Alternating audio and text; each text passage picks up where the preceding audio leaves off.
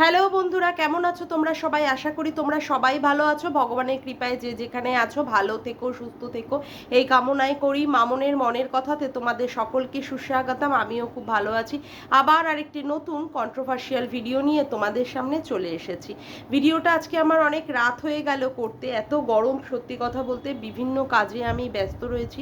আশা করব তোমরা আমার ভিডিওটা একটু দেখবে এবং আমাকে সাপোর্ট করবে।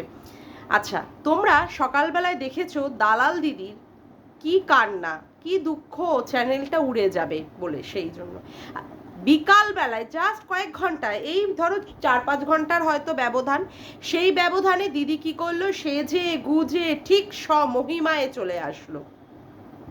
সেখানে এসে কি বলতে লাগলো, সেখানে এসে তার সন্দীপের এক্স ওয়াইফের নামে বলতে লাগলো। কি সন্দীপের এক্স ওয়াইফ নাকি তাকে বলেছে দিদি নাকি লোকের মাথায় কাঁঠাল ভেঙে খায়, আর যা কিছু কাজ করে সবই ভিউজের জন্যই কাজ করে। বলছি আজকে এই যে এই সমস্ত কথাগুলো আমাদের কাছে দালাল দিদি বলছে, এইগুলোর মধ্যে কোনো কিছুটাই কি আমরা সত্যতা আছে বলে মনে হয়? এইগুলো মনে হয় না পুরোটাই ষড়যন্ত্র, পুরোটাই আগে থেকে প্রি প্ল্যান্ড, এবং পুরোটাই এই প্রি প্ল্যান করা হয়েছিল বলে, মানে সেইগুলো আগে থেকে পূর্ব পরিকল্পিত, যেইগুলো এখন তারা আমাদের কাছে পরিবেশন করছে। এবার তোমরা বলবে কেন আমি এ ধরনের কথাবার্তা বলছি।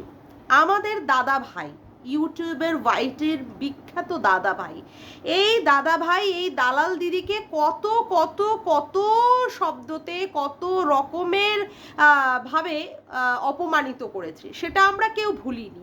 যেমন যেমন দিদিকে বলেছে বাজা, দিদিকে বলেছে তার বর হচ্ছে ভেরু, তারপরে হচ্ছে দিদিকে বলেছে তার বাড়ির যে পোষ্য মানে সারমেয় তাকে দিয়ে চাটায়, দিদিকে বলেছে যে কি সে যে ওই দিল্লির মতো জায়গায় গেছে, সেখানে তার ওই যে মানে ট্রিটমেন্টটা চলছে সেই ট্রিটমেন্টটাতে জল মেশানো, এবং সেখানে যে দিল্লির মতো জায়গায় যে যাচ্ছে সেখানে নাকি সে উজ্জ্বলের বান্টুতে করে বসে বসে যাচ্ছে। এই সমস্ত কথাবার্তা তার ভিডিওতেই আমরা পেয়েছি। তারপরে আরও কি আছে, দিদির মাথার ঘিলু শুকিয়ে গেছে, বিভিন্ন বিভিন্ন ভাষায় তাকে অ্যাটাক করেছে। তারপরে কি হয়েছে, দিদিও তাকে পরবর্তীকালে দিদিও তাকে অ্যাটাক করেছে। দিদি বলেছে যে ভাই হচ্ছে কুলাঙ্গার, দেশের কুলাঙ্গার, অসভ্য মানুষ। তারপরে হচ্ছে তার বউকে নিয়ে এসে হোটেলে খেপ কাটতে যায়। তার যে ছেলেটা বাড়িতে আছে তার ছেলেটা আদৌ তার নিজের ঔরসজাত ছেলে নয়, কোথা থেকে বেরিয়েছে এবার তোমরা বুঝে নাও, যেহেতু ওর বউ হোটেলে খেপ খাটতে যায়।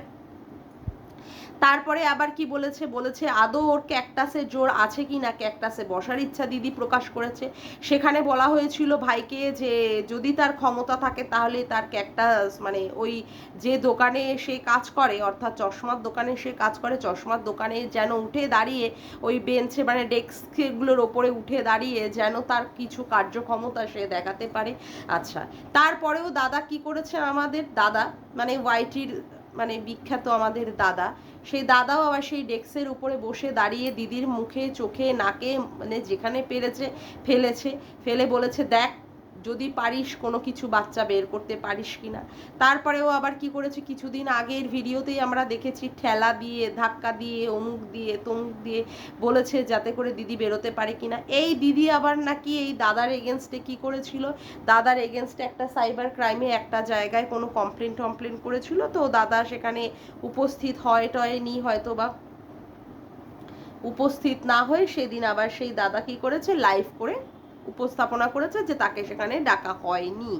যাই হোক, তারপরে কি হয়েছে, মিট আপ নিয়ে আমি একটু কিছু কথা বলবো, কারণ তাদেরই সহ ক্রিয়েটার কিছু কথা বলেছে সেই নিয়ে বলবো। সেখানে মিট আপে নিয়ে কি বলা হয়েছে, কি ভাগনা দেয় গাল পাতে মামি, ভাগনা দেয় হামি, বা মামি মোয়ে মোয়ে, তারপরে হচ্ছে ভাগনা কি মামি হাঁটাও ভাগনা বাঁচাও, দালাল হাঁটাও ওয়াইটি বাঁচাও, কত কত কত কত স্লোগান।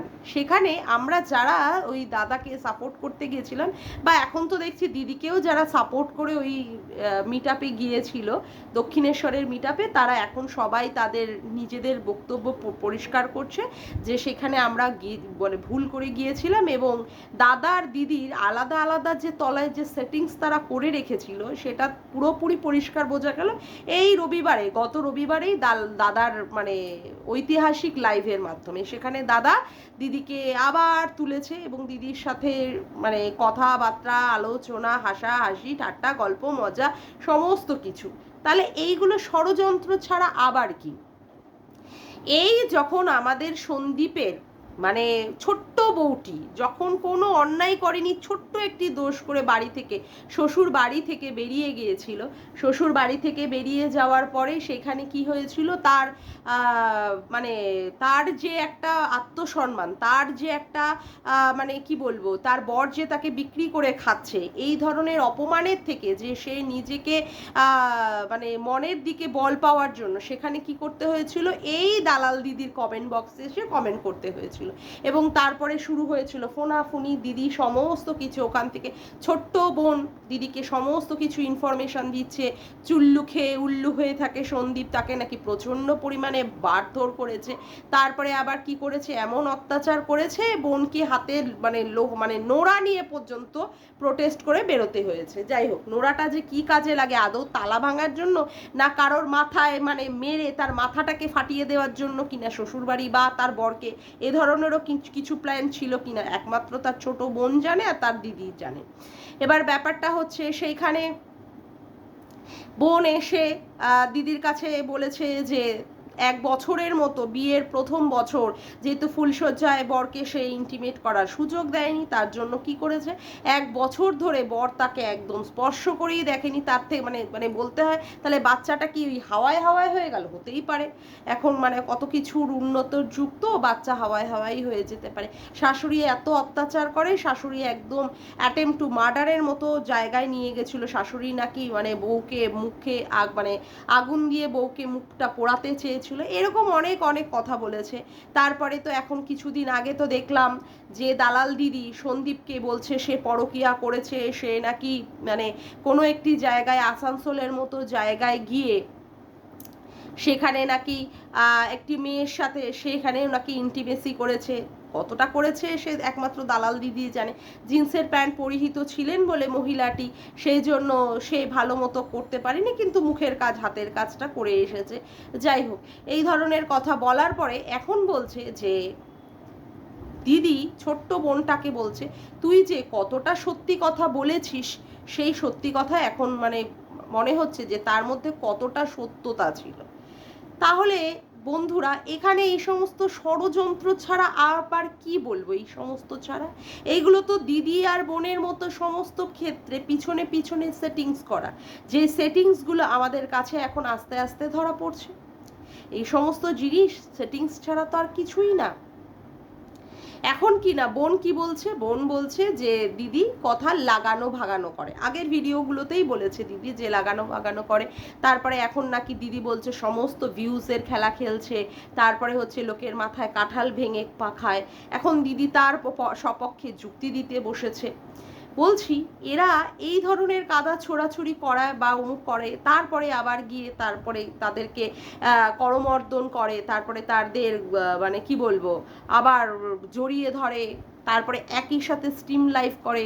তাহলে এদের কি কোনো মানুষ পাবলিক বিশ্বাস করবে?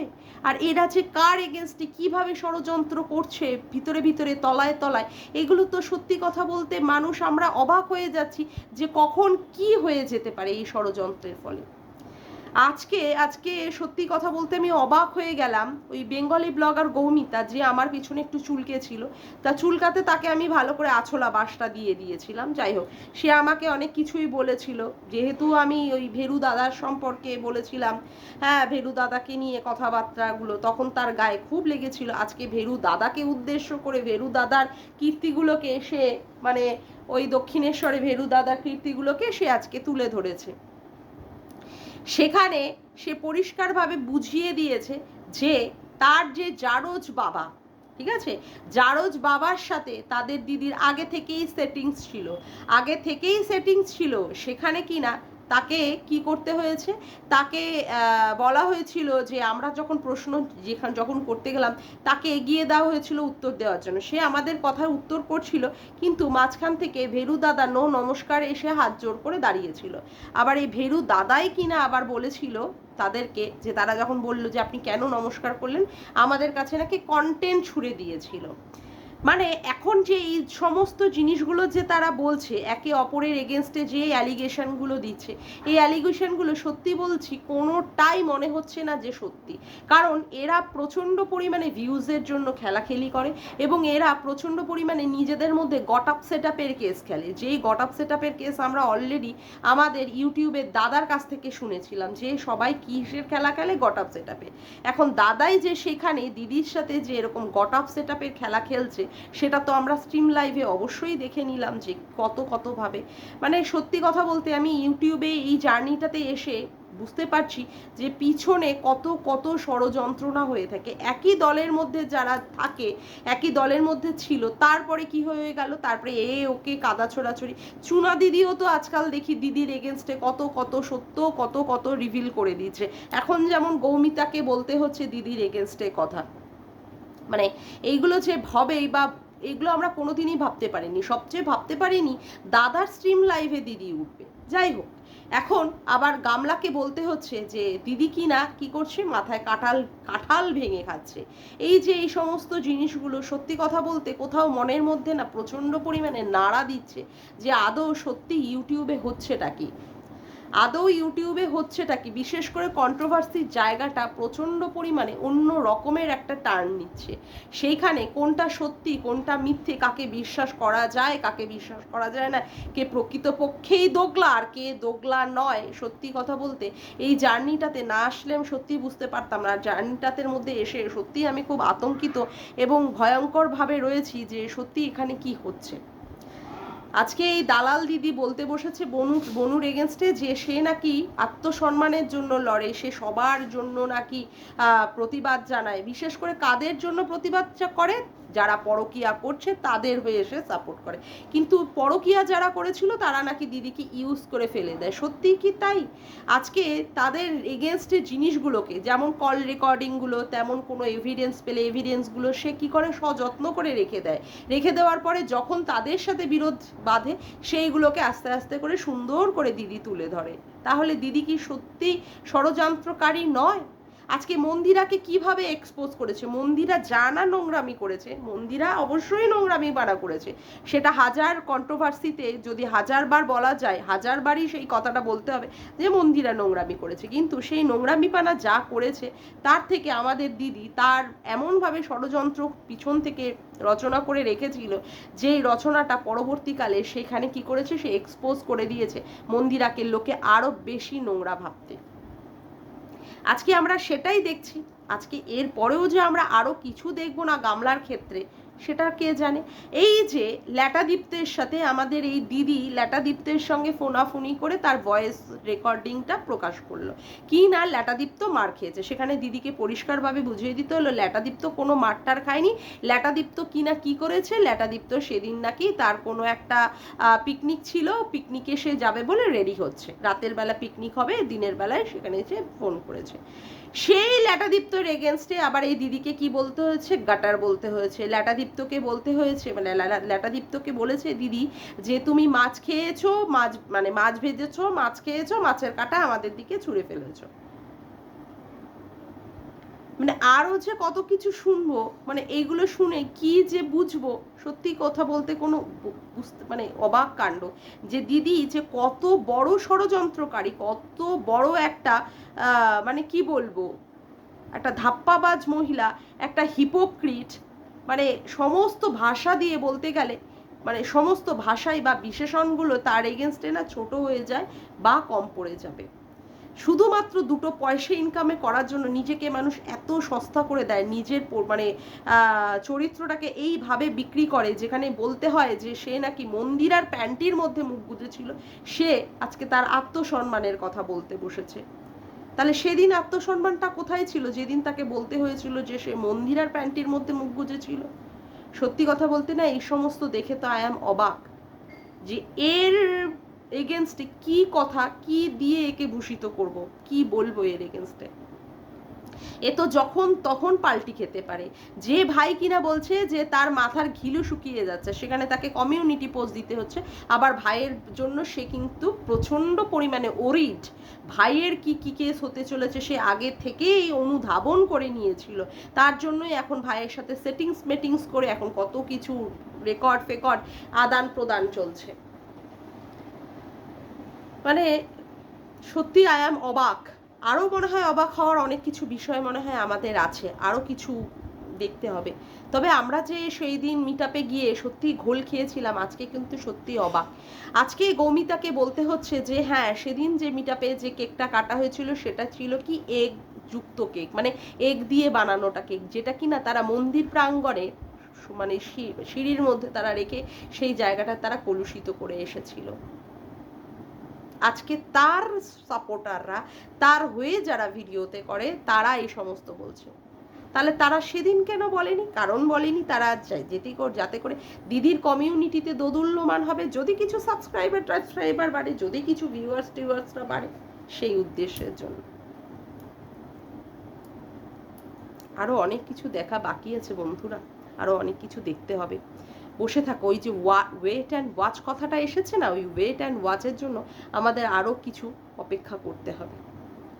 যাই হোক, আজকের মতো ভিডিওটা আমি এখানেই শেষ করলাম। আমার ভিডিওটা যদি তোমাদের ভালো লেগে থাকে তবে অবশ্যই একটি লাইক করো, কমেন্ট করো, শেয়ার করো, আর চ্যানেলটিকে বেশি বেশি করে সাবস্ক্রাইব করে রেখো, আর অল নোটিফিকেশান বেলটিকে অন করে রেখো এরকম নতুন নতুন ভিডিও পাওয়ার জন্য। তবে আজকের মতো আসি বন্ধুরা, আবার দেখা হচ্ছে একটি নতুন ভিডিওর সাথে। Bye, tata.